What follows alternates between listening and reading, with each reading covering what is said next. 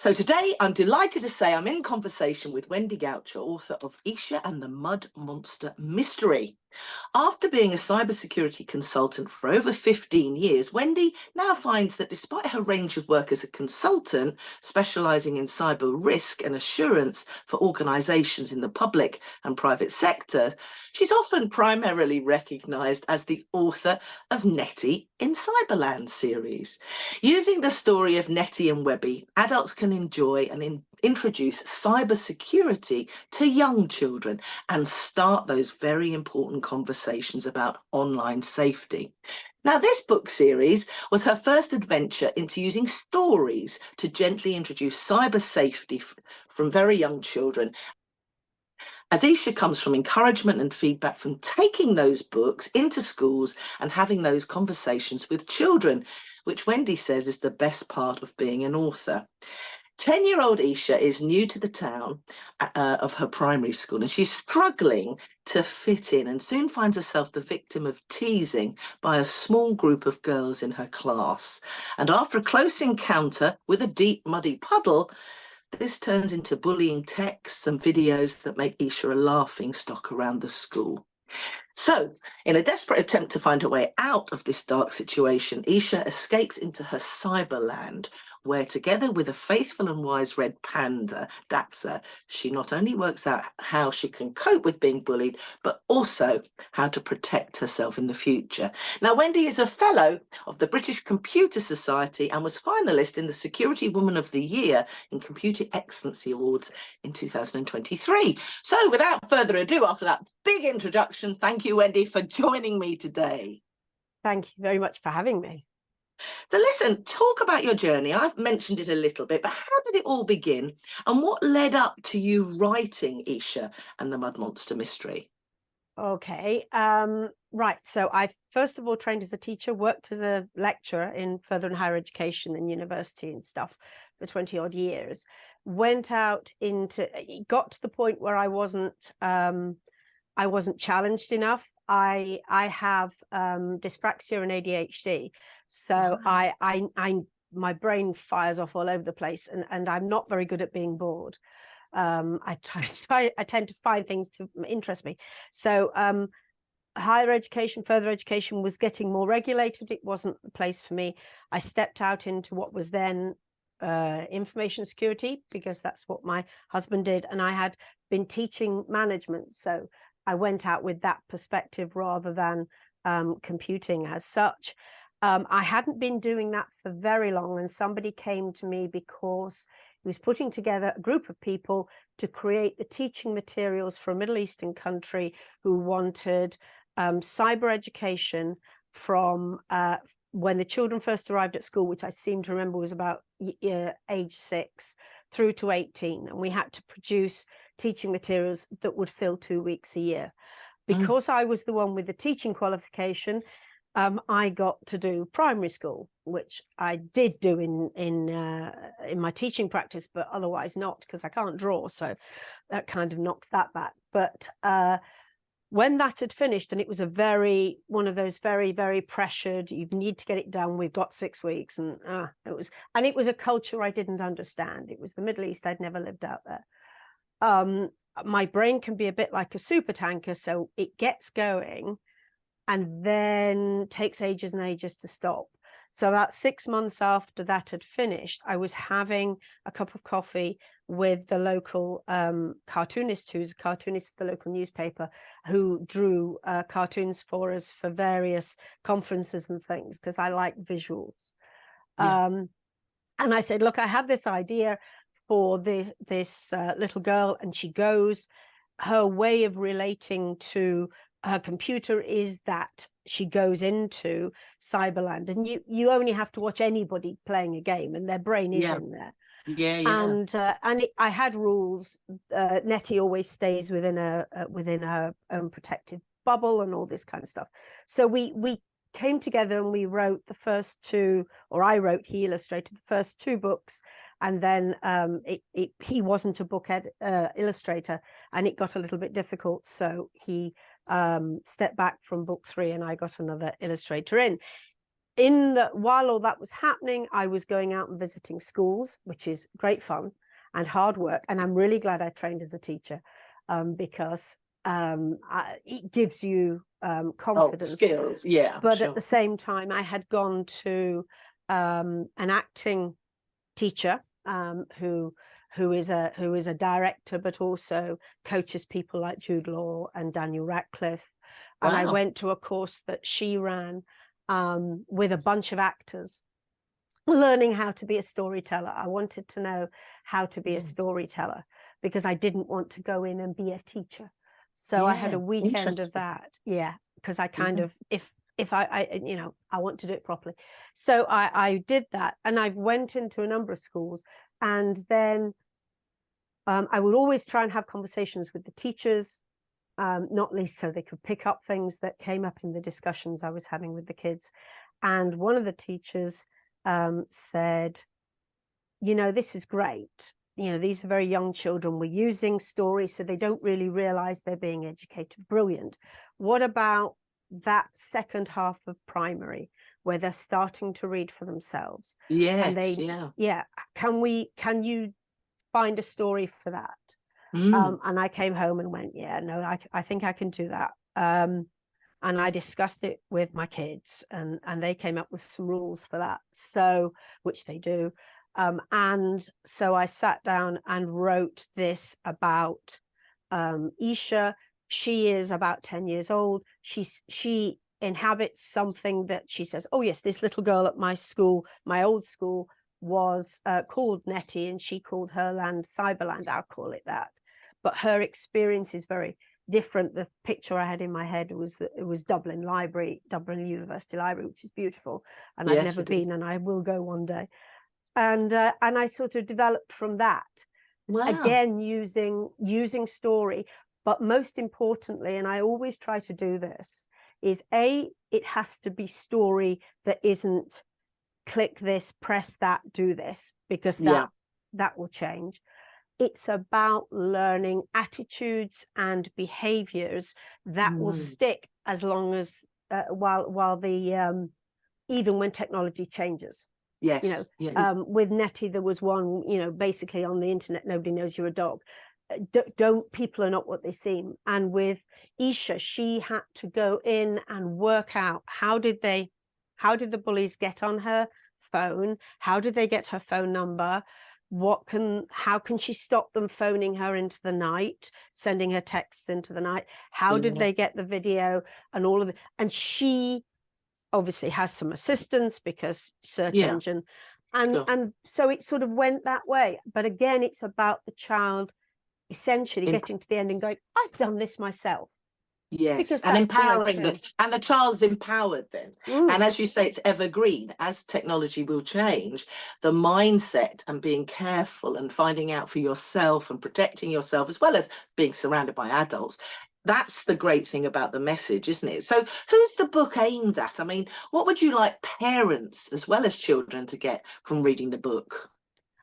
It's really aimed at the sort of 9, 10, 11, whatever age. Parents tend to know better where their children are. It's something they can read together or read on their own or discuss.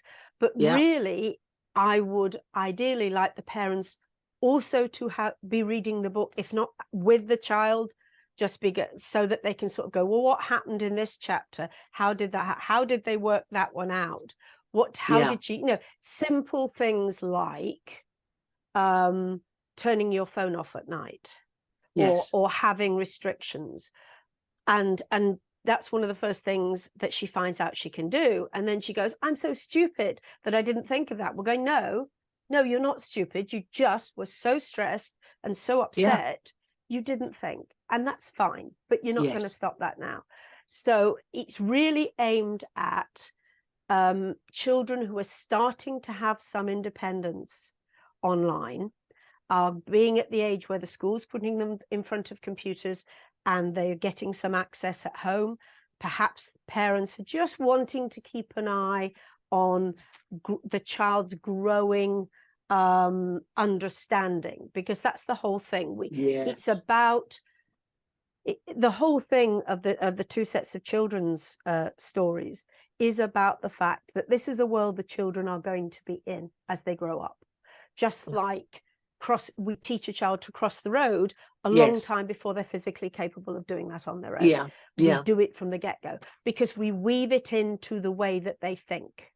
You know, so your child will say, "Mummy, why haven't you got a PIN number on your phone?" And the mum goes, "Oh, well, there's nothing really on it." And you sort of go, "Wow, you don't understand your phone." But kids love to be the first to tell their parents off. So that there's that sort of opportunity as well. So that's really what it's where parents are starting to get nervous, but it's about just gently letting the child educate themselves, because a lot of my teaching in FE was around mature students, and a lot of that was persuading them they could learn. You weren't actually teaching them that much. You were giving them the confidence to learn. And that's what Eesha tries to do, is it says, yeah, you can do this. Yeah, you can protect yourself. Absolutely, you can. You make mistakes. We all make mistakes. You can protect yourself. You can keep learning. You can keep listening. And that's the important thing, because as soon as people put their hands up and go, "I can't do it, it's too much, I don't understand," parents go, "Give me the phone. You can't have a phone now." And and then you've got, well, if they can't have your phone, are they using somebody else's phone and you don't know what they're doing on it?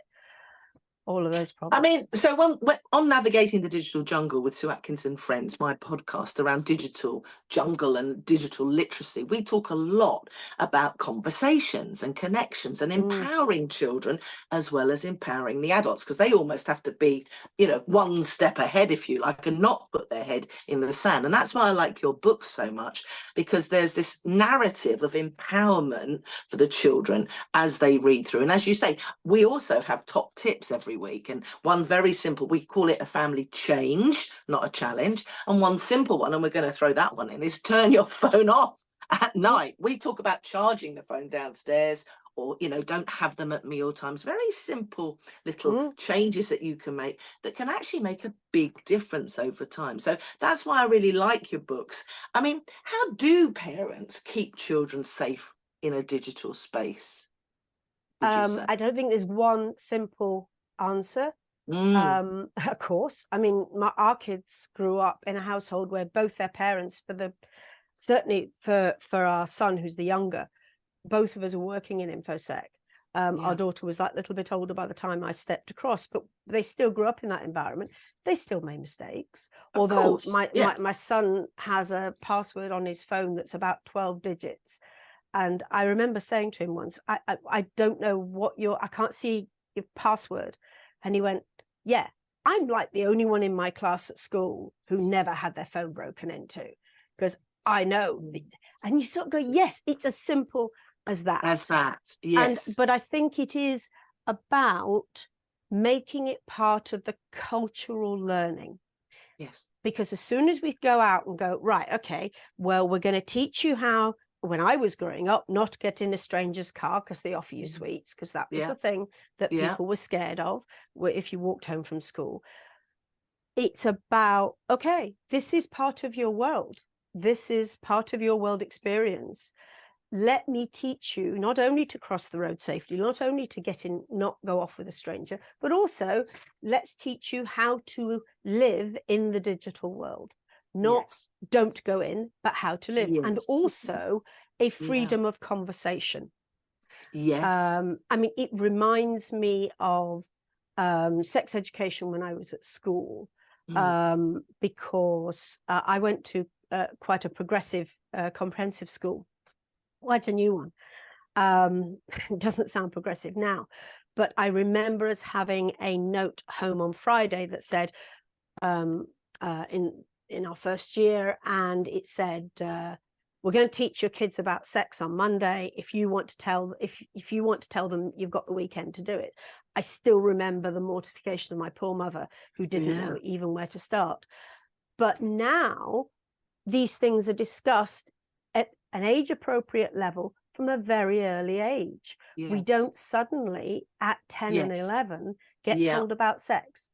And Yeah. that's what I want with cyber. It should be Yes. part of the conversation. When things come up on the news, which they do all the time and have done this morning, but when it's actual incidents, it's quite nice when your kid is getting up into sort of upper primary school, sort of saying, oh, look what happened. I wonder what happened then.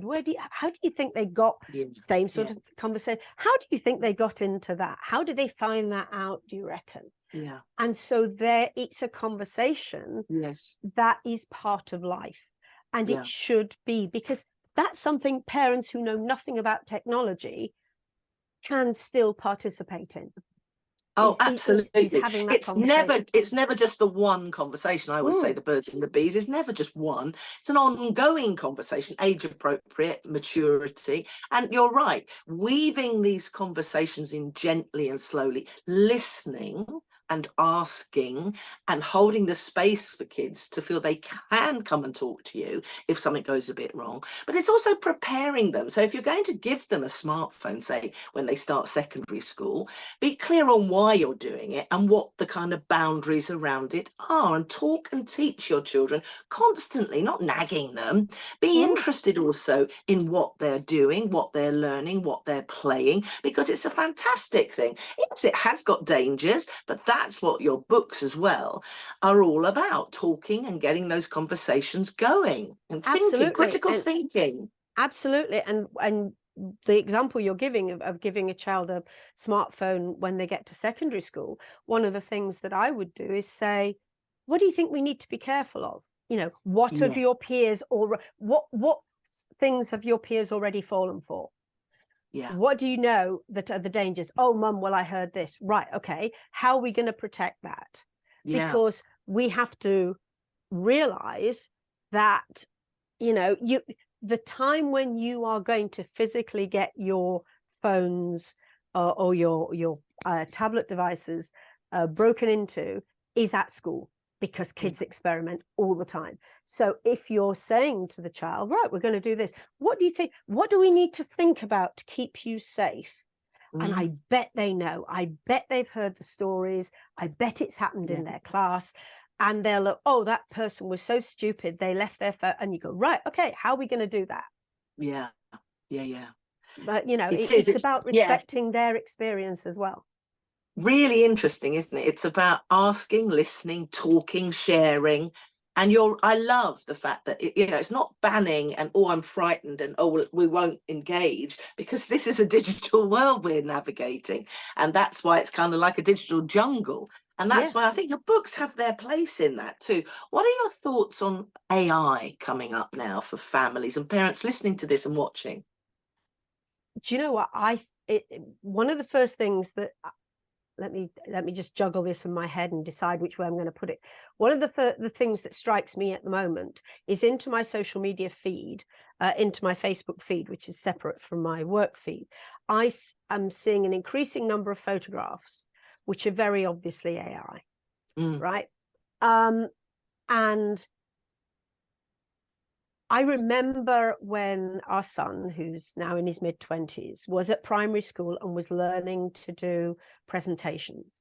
And they also knew about Wikipedia. And I remember him coming home one day and said, this kid in his class had done a presentation and he'd cut and pasted something out of Wikipedia.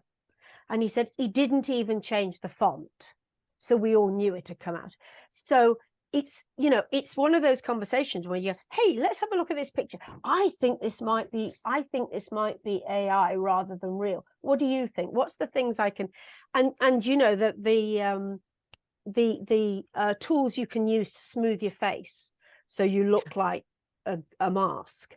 How can you spot that? Is that real? And again, engaging with them, assuming that they know something, and it almost being the sort of thing where the kid will come home and go, I saw a great thing I photographed it on my phone, Mum. You have to see this. This is so stupid. And engage that, because what we need them to be is skeptical. Yes, absolutely. And I've always said in cyber that the the one thing that everybody needs, or two, to be skeptical, and the cynicism. Yeah. So you're sort of going, okay, that sounds sensible. Let me go away and think about that. Is that sensible? No, if you think about it, it isn't. A lot of the stuff I do in risk, you can go in and go to a company and go, yeah, this is how you solve your risk problems. And then you walk out and they go back to the way they did it before, because that's the way they do it. Yeah. To do it properly, you go in and we understand what's going on, and we do things in as close to the way they do it at the moment as possible, because that is more likely to stick. As you know, one of the first rules in teaching is going from the known to the unknown. Sure. Right? And that's where we need to be, and engaging the child so that it say, oh, mum, you have to see this. This is ridiculous. Yeah. I think, you know, then becomes part of what's going on, and and that sort of rewards, because they then get the parent attention, which is what children, particularly in early secondary, are looking for. Absolutely. And I love that ongoing conversation, a real healthy kind of buzz that you actually come home and say, look at this, because you've talked about it before, and they feel safe and encouraged and confident to come and talk and teach, you know, with the parents. So, and as we say, it's an ongoing conversation. Yes, there are dangers, but also there are enormous creative benefits from it all as well. So again, the whole point of it is trying to find balance. So tell us, where can people buy all your wonderful books? They're so engaging. Where can they get them? Sorry, excuse me. All my children's books are available on Amazon, but honestly, if you go to your local bookshop and get them to look it up and order them, do that. Please support your local bookshop if you can. Yes. Amazon's fine. They're not going to go broke. But if you can, order it from your local bookshop, because I think that's a great idea. And all the children's books I have are available that way. That I do some stuff for the elderly, and that's a whole different thing. But and I'm hoping, I've got to the stage now, all these were self-published through a publishing house, which is why that you can get at them. But I've now got to the point where I can't afford to self-publish anymore, so I've got to go and find a proper publisher. And first I have to find a publishing agent. So I'm trying to bind up my nerves, and when I do that, hopefully it will be easier to find as well. But if you just go look it up on Amazon, get the ISBN number, and then go to your local bookshop. But it'll be on this video. It will be, because you're in the Sue Atkins Book Club, as highly recommended, so people can find it there. They just click on Amazon, or they click on local bookshop, or they, you know. And I'm a great believer too. I really like what you said there about going in and supporting your local bookshop. Love that. It's been a pleasure to talk with you, to hear all your story, to hear what's behind the books. They really are a great way to start those important conversations for parents who may not be sure, and continue them. And, you know, people can find you. Where can they find you? On LinkedIn? Yes, I'm there on LinkedIn. If I will just issue a quick warning on that. If somebody approaches me on LinkedIn, I don't recognize the name, I always say, why do you want me as part of your LinkedIn group? I do that to weed out salesmen and bots and people who've just, LinkedIn says, you want to be joined to this person. They go, I have no idea who they are, but if LinkedIn says I do, I do. So I always send that out. It doesn't mean anything. Standard. It's just me being cautious as a woman careful on the internet. It's one of those things I think we have to be careful of. So please do reach out to me, but be aware that I will check who you are first. Wonderful. Well, we'll be talking about you, I'm sure, on episode 10, I think, of Navigating the Digital Jungle, because I'll mention what I've been up to this week, and I will say that I've been talking to you, and I will give a plug to your books. But it's been a pleasure, Wendy, talking with you. Let's stay in touch, and parents, do go out there and go and explore these lovely books to start those great conversations. Thank you very much, Sue. It's been great.